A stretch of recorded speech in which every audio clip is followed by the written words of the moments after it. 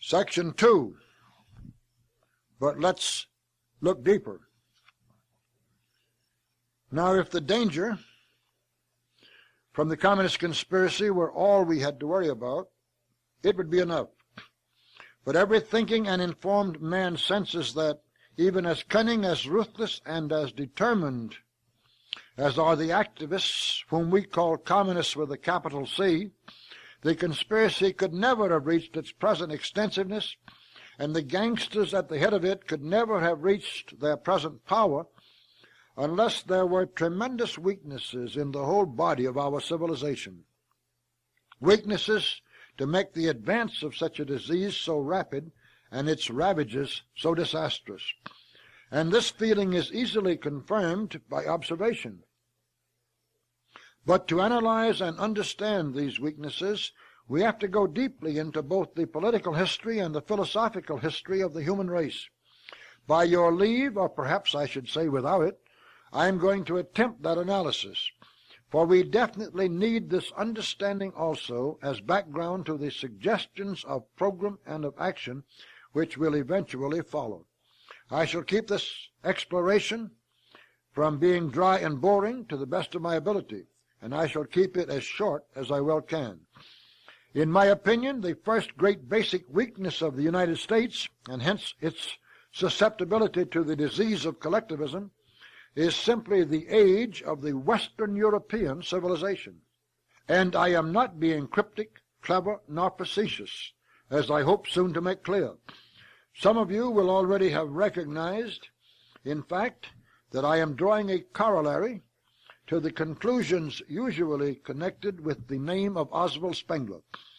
In actual fact, there were many other scholars who, during the first decades of this century, supplied what were probably sounder studies and interpretations of the cyclic theory of cultures than did Spengler. But the concept has become so associated with his name that we might as well accept that identification. So let me put Spengler's theory in simple language as concisely as I can. Oswald Spengler was a very learned but very conceited German who wrote a book, first published in 1918, I believe, of which the title in the English translation was The Decline of the West. A lot of its direct effectiveness was spoiled by the almost nauseating displays of erudition in which the book abounds. Chief Justice Oliver Wendell Holmes once called it, quote, a marvelous humbug of a book, unquote, which description actually reveals more about that eternal sophomore, Holmes, than it does about the ostentatious scholar, Spengler. And despite the way that Spengler overplayed his hand and overproved his point, a rather strange thing has happened.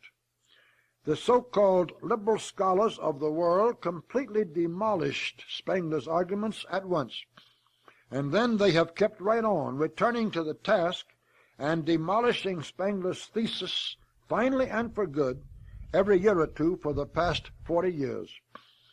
For the convincing way in which Spengler's explanation fits the known facts of human history just would not let his conclusion be downed and forgotten, any more than the convincing way in which Darwin's general theory fitted the known facts of animal life would let Darwin's theory be suppressed and ignored 2 generations earlier.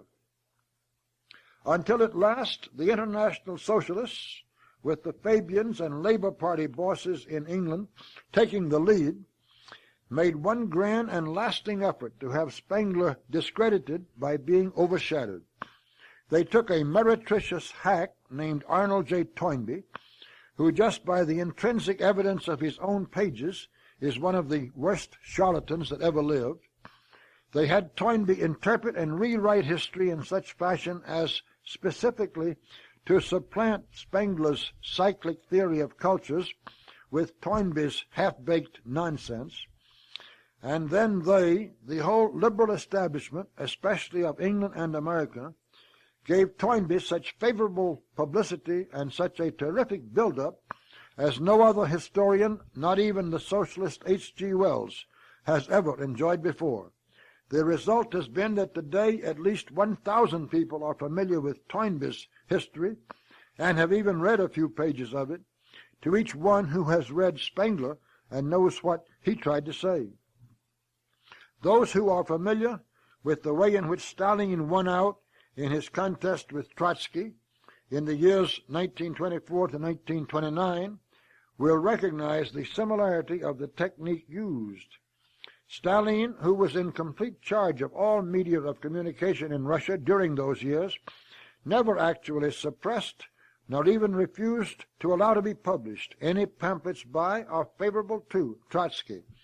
He merely held the press run and distribution of all such pamphlets down to a few thousand, on the ground that the demand didn't justify any more, while pamphlets by himself or others condemning Trotsky were printed and distributed in huge quantities all over Russia. Incidentally, it is the same typically communist technique which was used by the Fund for the Republic when they printed and distributed 35,000 copies of Irving Griswold's straining pedantry in defense of the Fifth Amendment pleaders, and then printed and distributed 1,000 copies of Dickerman Williams's answer to Griswold's nonsense in order to show how fair-minded they were. But I'm getting off the track, which is that due to all of this huge buildup of Arnold Toynbee as a philosopher-historian, almost any American or Englishman who happened to take a notion, for some reason, to go digging into world history from a philosophical viewpoint, or just from sheer curiosity, would certainly turn to Toynbee, would never have heard of Spengler, and hence would have no chance to learn Spengler's ideas. And all of this introduction to those ideas has not been wasted, I hope, for it does emphasize this fact. Spengler's theory is absolutely fatal to the acceptance of socialism or any form of collectivism as a forward step or as a form of progress in man's sociological arrangements. For in Spengler's view, collectivism is a disease of society, concomitant with decay and remarkably similar to cancer in the individual. Basically, when you dig through the chaff and the dressing in Spengler enough to get at his thought, he held that a societal development which we ordinarily classify as a civilization is an organic culture, which goes through a life cycle just the same as any of the individual organisms which we see whole and with which we are more familiar. It has been many years since I have read Spengler, so I do not know how far I am wandering from his own specific or exact thinking in trying to present his central theme. There is certainly more Welch than there is Spengler in what follows. But the easiest way to make the theme clear is to illustrate the life of a civilization as a parallel to the life of an individual man. You then find that of the some 21 or 22 civilizations which we know enough about to discuss intelligently, some were struck down while in middle age and reasonable health by an enemy, as was the Neo-Babylonian civilization by Cyrus, for instance. Just the same as an individual man might be shot by an enemy or run over by a streetcar. Another, like the Carthaginian, never was able to attain its full normal growth and strength because of the overwhelming competition for sustenance and Lebensraum of a too close, too powerful, and too greedy a rival, namely Rome, which must have been the case for many a man in the barbarian settings of our evolution. And another, like the Assyrian, could almost be said to have died of a heart attack. It went to pieces so suddenly and so completely in the middle stage of an apparently successful and healthy existence. There were factors of weakness inside the body which caused it to drop almost exactly, like a man whose heart suddenly kicks up and then quits altogether 20 minutes later. The real point, however, is this. An individual human being may die of any number of causes, but if he escapes the fortuitous diseases, does not meet with any fatal accident, does not starve to death, does not have his heart give out, but lives in normal health to his 80 years and 10 and then keeps on living, if he escapes or survives everything else and keeps on doing so, he will eventually succumb to the degenerative disease of cancer. For death must come, and cancer is merely death coming by stages instead of all at once. And exactly the same thing seems to be true of those organic aggregations of human beings which we call cultures or civilizations. The individual cells in a human body die and are replaced by new ones constantly. Only when and where cancer attacks a part of the body are the dead ones not replaced by new cells which contribute their share of strength to the body as a whole. The individual human beings in an organic culture die and are replaced constantly by new ones. But even if the culture escapes enemy conquest and accidents of nature and starvation and all the fortuitous diseases, such as the internal bleeding which almost destroyed Europe at the time of the Reformation and the 30 Years' War, death will still come eventually, and usually a lingering death through the degenerative disease of collectivism. For collectivism destroys the value to the organism of the individual cells, that is, the individual human beings, without replacing them with new ones with new strength. The Roman Empire of the West, for instance, started dying from the cancer of collectivism from the time Diocletian imposed on it his New Deal. And while it was given the coup de grace by the barbarians 175 years later, it had already been so weakened by this cancer that the city of Rome itself had been an easy prey to Alaric more than 60 years before its final fall. Now, how really exact or how valid this parallel between the lives of human individuals and the lives of their well-integrated aggregations may be, I don't know. I certainly do not have either the knowledge or the inclination to support whatever belief Spengler may have had that there was actually a biological compulsion for a social organism to follow a life cycle similar to that of the individual. But no such rigid crystallization of the thought is at all necessary. For whether fatalistically determined by biological principles or not, there is an analogy between the two which is inescapable. And even if it is nothing more than a useful analogy, subject to all of the flaws and possible exceptions which may mar any analogy, it leads automatically to conclusions which are devastating to socialist theory. For it is perfectly evident, right in the cases of the very civilizations that we know most about, that both the Greek and the Roman civilizations did perish of the cancer of collectivism, and that the civilization of Western Europe is doing so today. Now, it is even possible to establish a fairly accurate time ratio for this analogy or parallel. It runs about 20 to 1. In other words, a civilization 1,400 years old would be at the physical stage in its life cycle, roughly, of a man of 70. And with that yardstick in mind, we can now come at last to take the look at Western Europe, which I've been trying to make worthwhile. And after that, the look at America, which is the real goal of all this preparation. The civilization of Western Europe arose out of the ashes of the Roman Empire of the West. If we try to establish any approximation to a birth date, the analogy becomes sloppy.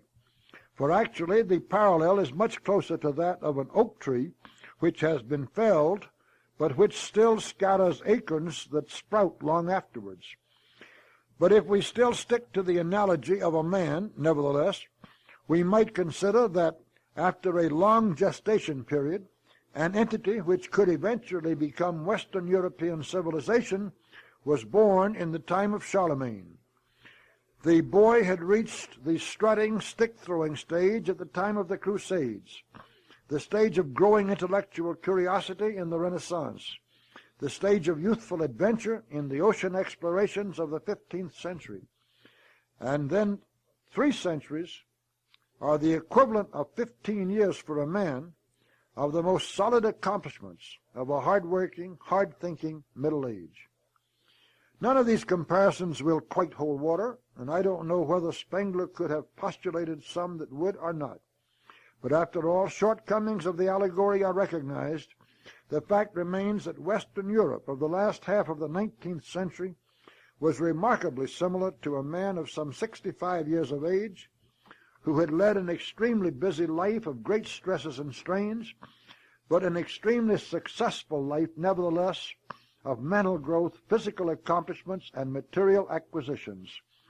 The old man had weathered every danger, had stood all the bludgeonings of fate, and had come out at that age with a tremendous accumulation of knowledge, experience, material possessions, and prestige among his neighbors, the other civilizations or societal organizations of the rest of the planet.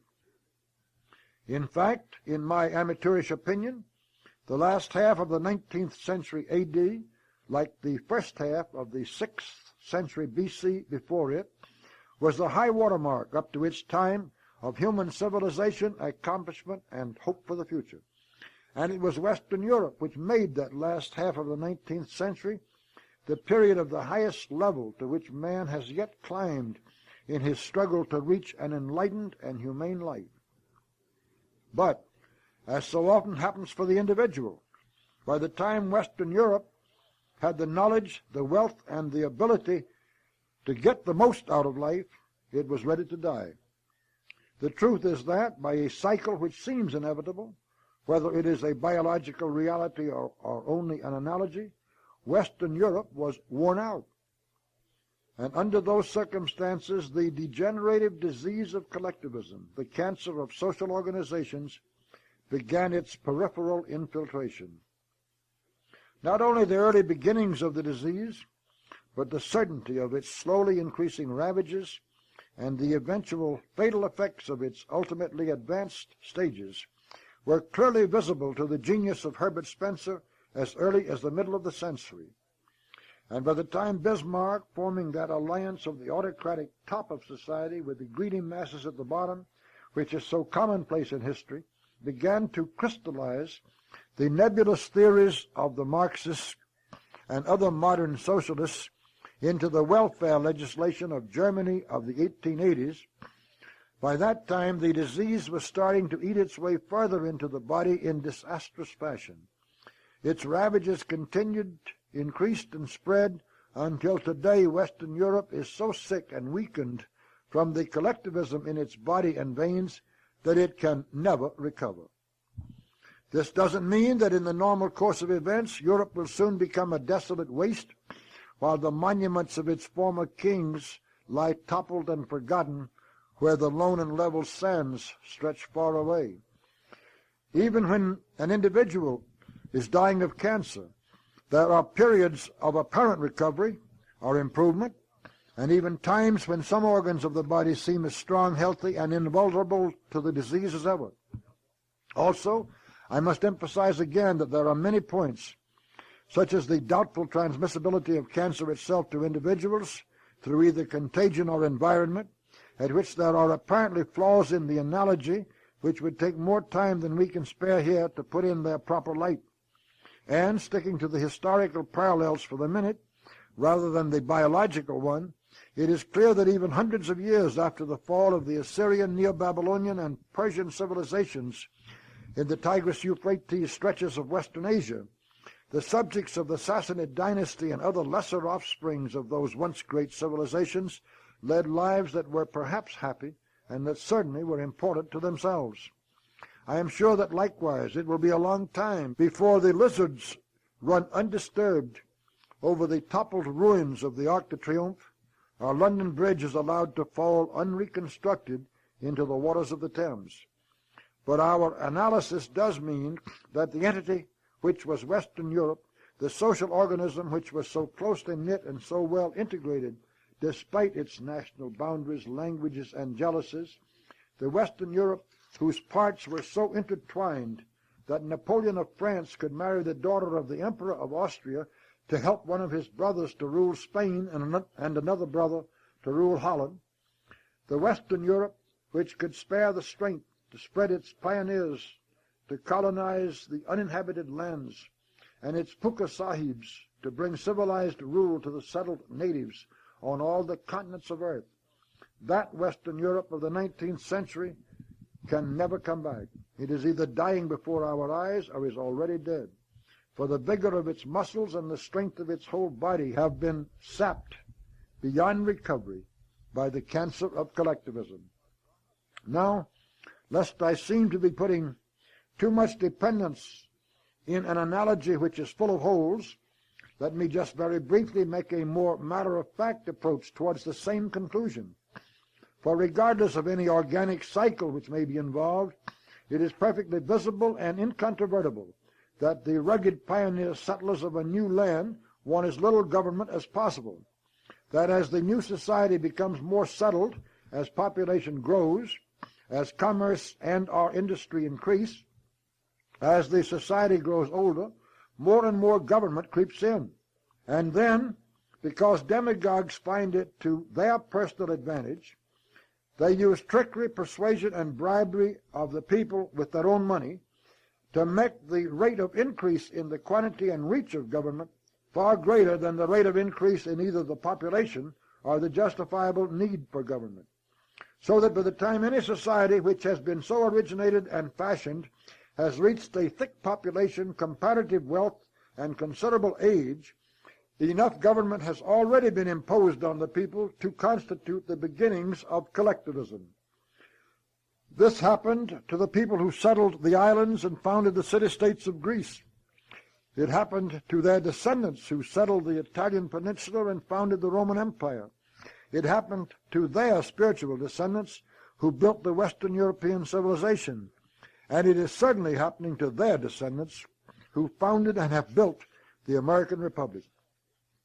With the next inevitable stage, after advanced collectivism has destroyed the vigor of any such society, which is its breakup into feudal units and the accompanying serfdom, we are not concerned here. But what we are concerned with is the time usually involved in these successive developments. It is this question of the speed of the movement around the arc, from pioneer to serf, or of the various stages of the movement to which this whole present discussion has been leading. And purely for the sake of simplicity and clarity, I hope you will let me go back to my analogy, even if you now regard it only as a figure of speech. For the whole point is that the Greek civilization was at least many centuries old, that is, many centuries removed from its pioneer days, before Pericles started it on the road to death at the very height of its glory, through making the government increasingly responsible for its citizens, instead of its citizens being responsible for and watchdogs over their government. Rome was already over 1,000 years from the days of Romulus and Remus, when Diocletian's reign signalized the advance of collectivism beyond the point of any possible recovery. Western Europe was, by a most conservative method of figuring its age, at least 11 to 1,200 years old before the disease of collectivism began to bring it to its deathbed. Or we even know enough today to go back in the other direction, where we find that the first Babylonian civilization also was at least 1,000 years old before collectivism had become sufficiently prevalent for Hammurabi to formalize it as the New Deal of his era. Now, in view of all of that, take a look at what has happened to America. It's true that the same thing has also happened to most of the other former British colonies, such as Canada, Australia, and New Zealand. But that's not our concern here. And there was a little more justification for it anyway, because they remained more closely tied to England.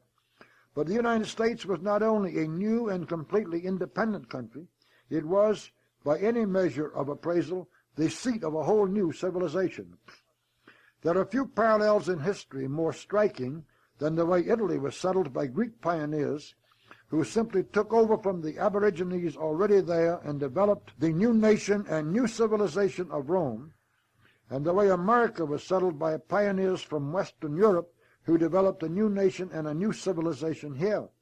In its earliest centuries, America not only did not regard itself as a part of the European organism at all, but became fiercely proud of its differences from Europe and of its indigenously vigorous customs, culture, and destiny of its own.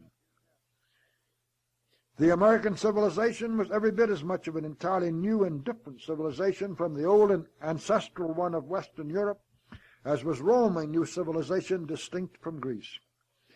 And this American civilization at the turn of the present century was only 300 years old. It had the strength and vigor and promise of a healthy young man in his late teens. There was no reason on earth for any such organism to be attacked by and start succumbing to the cancerous disease of collectivism at that stage of its young manhood, with its whole lifespan of accomplishment before it. And any of the natural or fortuitous attempts of the disease to get a foothold in the American social body, such as the virus implanted by Edward Bellamy with his Looking Backward, or by Upton Sinclair with his Jungle, or even the more pretentious concoctions of Thorstein Veblen, would have been so easily repulsed by the strong and growing organism that none of them would have left even a scar. But we have the cancerous disease of collectivism firmly implanted now, nevertheless. We have people feeling that nothing should be done by them, but everything for them, by the government. Its disastrous ravages are quite far advanced, and we have it basically because of too long and too close an association with a parent that was dying of the disease, that was old enough and weakened enough for the virus to be rampantly active throughout this parent's whole environment. When Woodrow Wilson, cajoled and guided even then by the collectivists of Europe, took us into the First World War, while solemnly swearing that he would never do so, he did much more than end America's great period of happy and wholesome independence of Europe. He put his healthy young country in the same house, and for a while in the same bed, with this parent who was already yielding to the collectivist cancer. We never got out of that house again. We were once more put back even in the same bed by Franklin D. Roosevelt, also while lying in his teeth about his intentions, and we've never been able to get out of that bed since. In the meantime, the closer our relationship with this parent civilization has become, and the more exposed to the unhealthy air and the raging virus of the sick room we have been, the sicker and more morbidly diseased has the patient become.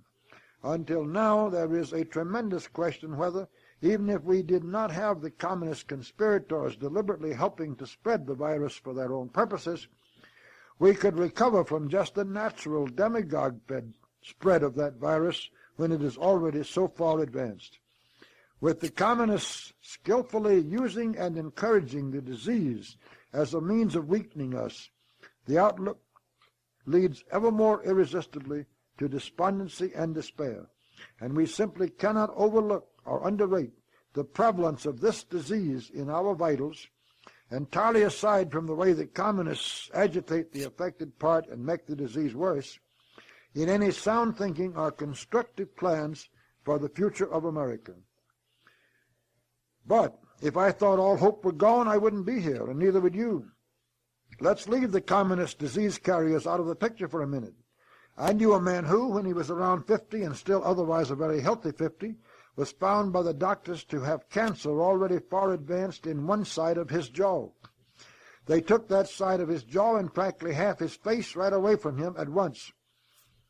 And when I first got to know him, at least 10 years later, he had a very peculiar-looking face, it is true.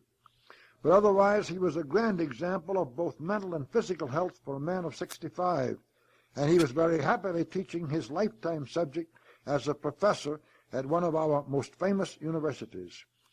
Practically all of you have known somewhat similar cases, and it is certain that in those very rare cases where a healthy young man of 25 does, in some way, contract cancer, a sufficiently accurate diagnosis and sufficiently drastic surgery can restore him to health and enable him to go on and live out a normal, active, successful, and happy life. But it can't be done by half measures. Now, what I have been trying so long and so hard to say comes to this. We've got to stop the communists for many reasons.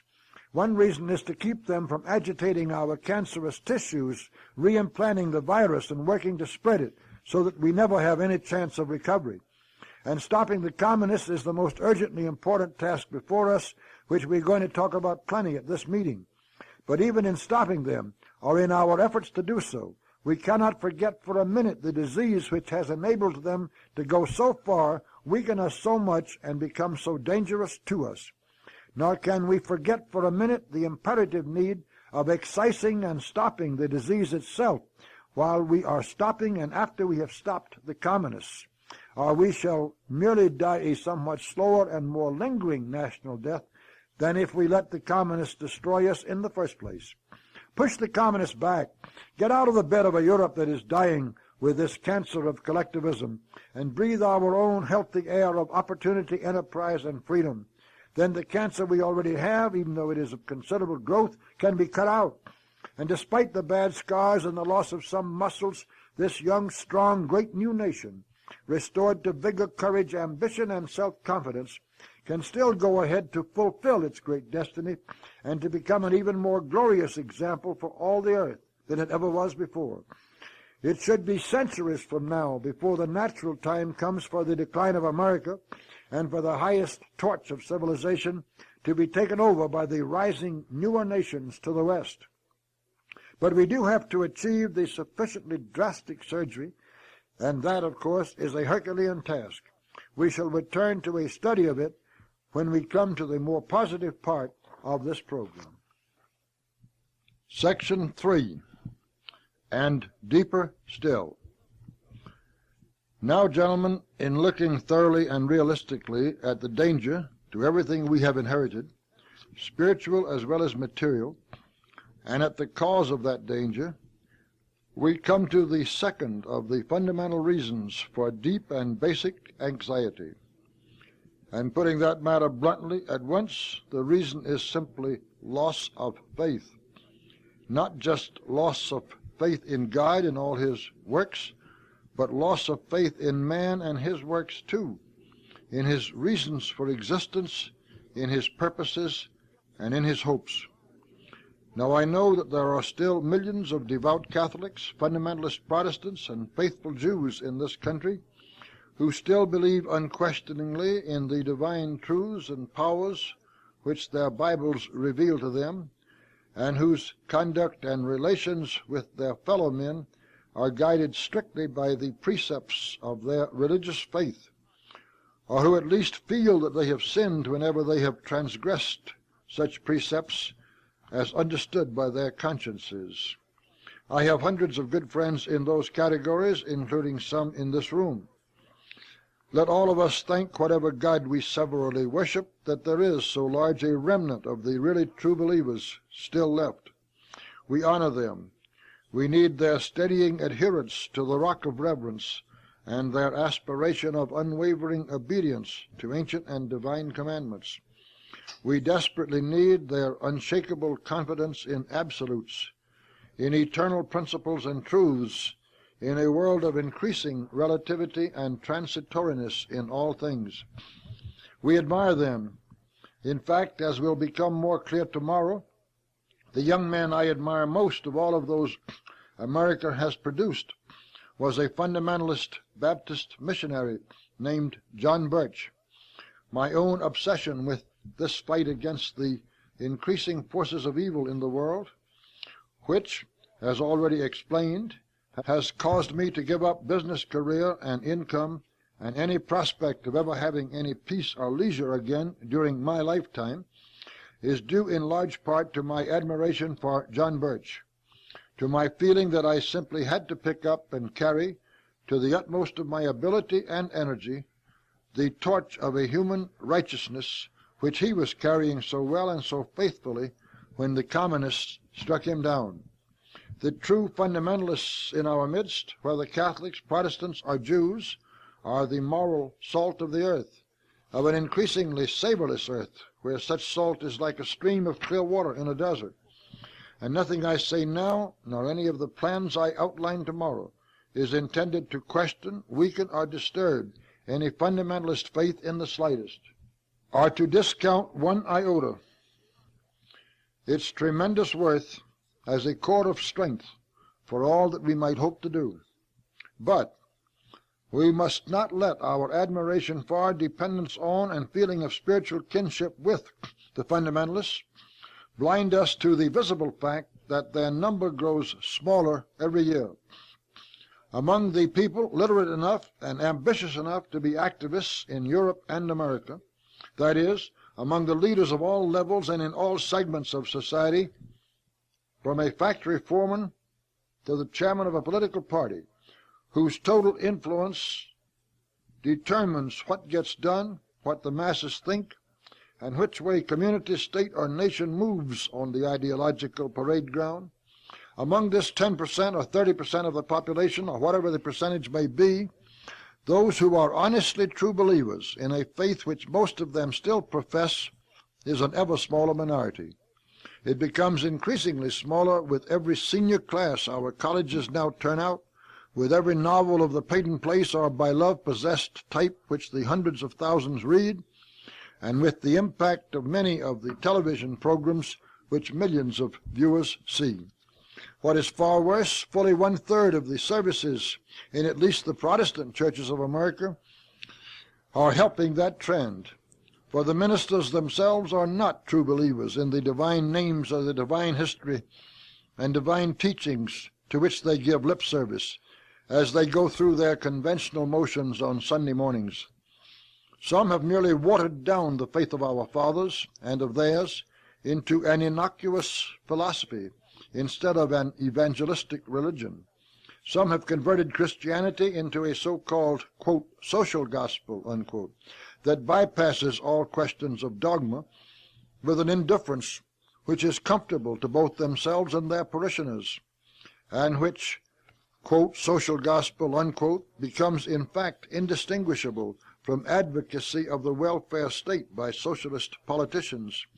And some actually use their pulpits to preach outright communism, often in very thin disguise, if any, while having the hypocrisy as atheists to thank God in public for their progressive apostasy.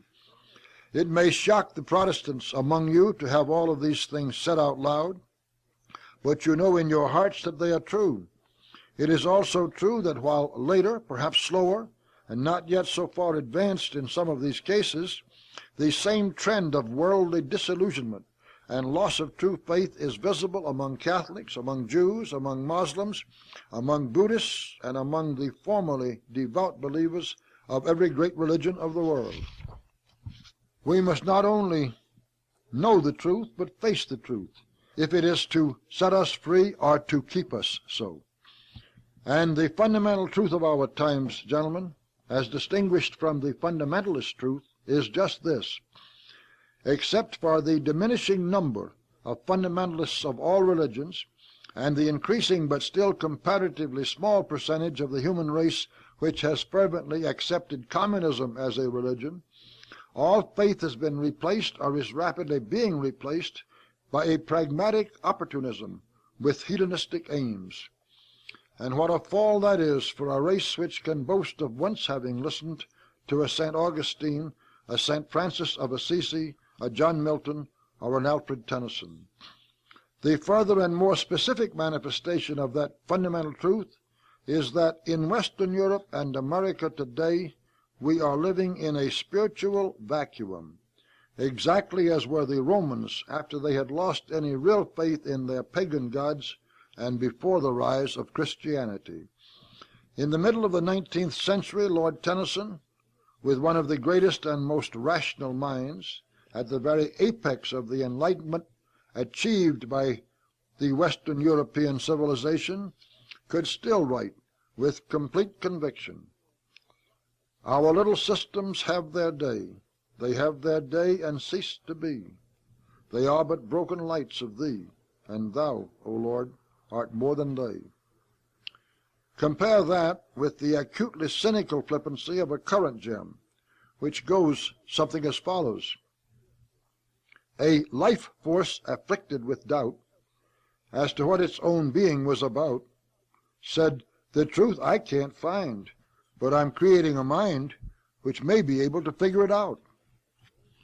And in that comparison you can see the magnitude of our loss as to a base for our morals, our purposes, and our aspirations. For the next part of the truth we must face is that for the past several hundred years our morality in Europe and America was tied to a belief in the rewards and punishments delineated by Christian dogma, to the accepted commandments of a very real and very majestic deity, and to the desire of the true believer to become worthy of the love of an omniscient living God. The reality and earnestness of Christian faith was the foundation of our ethics and the substance of our consciences. When Voltaire said that if God did not exist, we should have to invent him, it was a very blasphemous remark, but a very penetrating one, as to the dependence at that time of morals, humanitarianism, and purposes on what has since come to be called the anthropomorphic conception, that is, a God in whose image man himself was created. Now the trouble is that, in the minds of a vast majority of worshippers, their God had become too close, too concretely defined, and all the details of heaven and hell and of their God's creation and rule of the earth itself had become too vividly and too rigidly put in place. This whole framework of belief could not withstand the sheer facts and convincing rationalizations of the scientific revolution. When Herbert Spencer relegated his own divine being to the infinitely remote and impersonal classification of a first cause, those increasing thousands of intelligent human beings who followed his convincing analyses found that the celestial palace they had built in their minds began to look empty, unnecessary, and perhaps ridiculous. And by the time Ernest Haeckel came to write his Riddle of the Universe, that palace and all the foundations of dogma and doctrine which supported it were crumbling into tragic ruins. For our fathers and their religious preceptors had become too specific and too finite in their beliefs about the infinite, too egocentric and almost patronizing in their adoption of a deity as himself somehow created primarily to be a father to man. When I went to Sunday school in a country Baptist church 50 years ago, I was taught, with a huge chart on the wall to reinforce the teaching and emphasize its accuracy, that the world was created in 4004 B.C., and I am sure that chart had been drawn and those Sunday school lessons written by good Christians who devoutly believed their own teachings. A religious faith had somehow come to rest its case in the minds of men on these and similar minute and unjustified projections of its more important certainties. As increasing knowledge of history and science made it more and more impossible for the intelligent mind to accept the projections, the more general and deeper articles of faith began to lose their hold as well. But these deeper articles of faith were, for most men, the straw with which were built the bricks of their consciences. Without this straw, the bricks either did not get built at all or were shoddy and insecure against the erosion of opportunism or the onslaughts of temptation. Through many centuries, Christianity, despite all of its splits and schisms, supplied the fabric of morality for the whole Western world, through its threats of punishments, promises of rewards, and the humanizing effect of its proffered love by and for a divine Father. But despite all the billions of words that have been written to the contrary, that fabric is now pierced and torn and weakened beyond needed dependability. For a vast majority of those who proclaim themselves Christians today and attend church services do not really and literally believe in either the punishments, the rewards, or even in the physical and biological existence of a divine Father with any interest in their personal lives and actions. The momentum of a former belief and the customs which grew out of it still have great value, but the fabric is worn too thin to have its old effectiveness. Now, please do not jump to any conclusions that I want to see Christianity denied, discarded, or even further weakened in the slightest. Exactly the opposite is true, as I hope to make clear when we come back to this subject from the constructive side tomorrow. But I am not in favor of trying to reimpose all or any of the strands of a fundamentalist faith on those whose reason, whether right or wrong, has honestly told them that we cannot know such positive things about the unknowable. For that would be like trying to tie the waves of the ocean together with ropes, or to confine them with fishing nets. But I believe there is a broader and more encompassing faith to which we can all subscribe, without any of us doing the slightest violation to the more specific doctrines of his own creed or altars of his own devotion. and I believe it is an ennobling conception, equally acceptable to the most fundamentalist Christian or the most rationalistic idealist, because its whole purpose is to strengthen and synthesize the ennobling characteristics of each man and the ennobling impulses of his own personal religion. It is a conception which the Baptist John Birch, the Catholic Hilaire Belloc, and the agnostic Thomas Jefferson would alike have welcomed. And in the short time we can give to so mighty a subject in this particular program, I shall return to it tomorrow to the extent necessary for its place in my immediate proposals. What I am trying to do now is merely to make a realistic appraisal of our weaknesses, because without doing so we can only dissipate our remaining strength in trying to build fortifications and temples on sinking mud or shifting sand. For not only is this loss of reinforcing faith in the cement of our morals a weakness in itself of immense significance, but like all of our weaknesses, it has been pounced upon by the communists and used and made worse by them with great skill and determination for their own purposes. When an individual American or any other human being sees himself as no longer responsible to a divine being, but as merely a living accident, not connected in any way with cosmological purpose, it becomes far easier for him to make his decisions about his own life and actions entirely on the basis of his temporal comforts and the earthly desires of his own personality.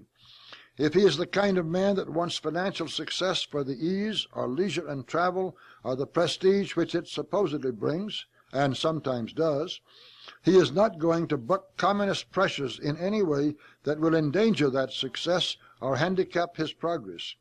If he is imbued with ambition for power, he is more readily inclined to get on the communist bandwagon, if that seems to be the surest road to power, as it certainly does to a great many Americans today.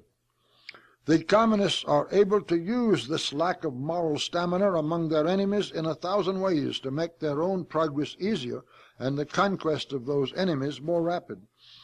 The most terrible result of this collapse of the rock of faith on which our morality was built is the rise of the amoral man, of which the usual communist himself is the most illustrative example. For an amoral man like Stalin is infinitely worse from the point of view of a humanitarian civilization than an immoral one like Hitler. An immoral man may lie, steal, and murder, the worst of them even without any seeming limit or hesitation. But it hurts his conscience. He is, at least potentially, susceptible to humanitarian or moral considerations to some extent, and if they are presented cogently enough to him. There is even the possibility always that he may sometime or in some ways repent and make what amends he can for his crimes. An amoral man, however, has simply wiped out his conscience, along with any reason for its existence. He is not immoral, even when performing cold-blooded mass murders, because to him there is no such thing as either morality or immorality. There is only the pragmatic consideration of the advantages or disadvantages to himself for his own personal desires or plans in any action, whether it be the building of a monument or the murder of his wife. And these amoral men, the products of a materialistic and sophomoric disillusionment, who have not yet gone on in their thinking to deeper and more permanent truths, now stalk in our midst in greater numbers than ever before in history. Such men among the communists, and they are plentiful and highly placed, have no real dedication even to communism. They regard it merely as an expedient means to satisfy their personal ambitions more nearly than would any other star to which they might hitch their wagons. But on our own side of the fence, among the millions who either are or pretend to be non-communists, the amoral man, who has no slightest inner concern with right or wrong, is one of the greatest causes of our constant retreat and one of the greatest dangers to our survival. And he doesn't wear any label. He usually lives up to the appearance of excellent morals because it is expedient for his purposes, and you will usually find him in church on Sunday morning, maybe even a Catholic church. but as a member of the United States Senate running for the presidency, and smart enough to know the strong communist support behind the scenes which he will have to get in order to have any chance of being nominated in 1960, such an amoral man can do a tremendous amount of ball carrying on behalf of the communist aims here in the United States, and he can do an almost equal amount of damage to anti-communist morale in other parts of the world by his well-publicized speeches against Chiang Kai-shek or in favor of the Algerian rebels. Or an amoral man, as the head of a great so-called republic, may have no slightest scruples or concern about its fate or the fate of other nations in the face of communist conquest and of the cruel tyranny of their rule. And any similarity of characters in this story to any living persons is not coincidental. As to the more normal run of men, whose consciences have been weakened but not abolished by their loss of faith, I tried to cover the various ways many of them are converted into communists or are made to do communist bidding by many different kinds of appeals, pressures, and proselytizing in an article entitled Why People Become Communists. There are reprints of it in the little packets for each of you that I brought with me, and I hope that those who have not already read the article may be willing to do so. For the answers given there, although put together by such an amateur as myself, have been passed on by experts like J.B. Matthews as being authentic. And these reasons why apparently sane and normal Americans join up with the communists give a part of the present picture which it is important for us to keep in mind in connection with all that we plan and do. But we couldn't take time to go into that complex field here, even if I had not already covered it to the best of my ability in the article which is available. For the chief point of this whole present section of our discussion is a more general one. It runs parallel to the main point in connection with the extent to which the cancer of collectivism has weakened and endangered us. It is that as important and absolutely vital as our stopping the communists has become, and as much as our loss of moral fiber is now deliberately made more rapid and more damaging by the communists for their present and future purposes, even throwing the communists completely out of the picture would not stop the fatal deterioration in our sense of values which is now in process. Besides the short-term job of eliminating the communist danger, and Herculean as that job may be, it has to be done in a short term or it can't be done at all, we have the equally important longer-range job of ending this mass psychological flight towards amorality and of restoring convincing reasons for men once again to strive to live up to moral and humanitarian ideals.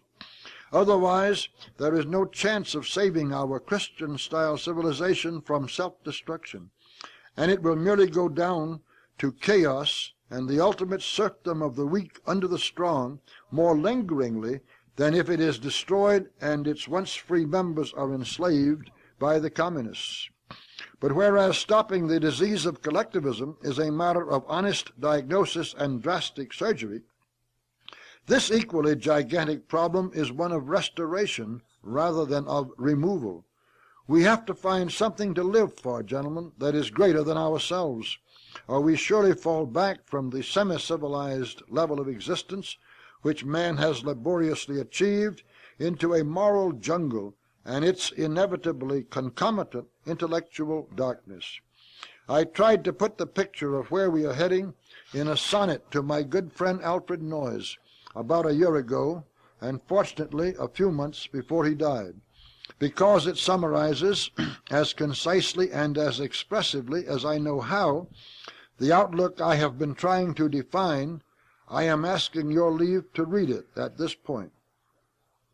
To Alfred Noyes, as after Rome, now once again the drapes of ignorance and bigotry and lust may close upon the scene, insentient dust will bury the forgotten stage, and apes, who know not man, his glory and his dreams, his wish to be more worthy of his God, will stalk the earth and wield the brutal rod and stamp upon each tiny light that gleams.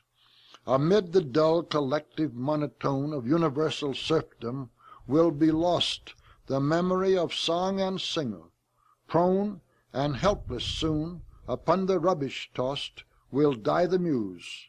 Let us rejoice to own this one great poet more before the Holocaust.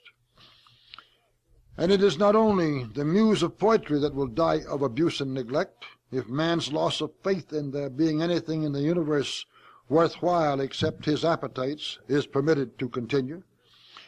But we do not have to let it continue. Before our very eyes lie all the incentives man needs to set him back on the road of striving towards moral perfection, true intellectual greatness, civilized relationships, and eternal hope for a still better and greater future, which seemed to him to be such natural goals 100 years ago.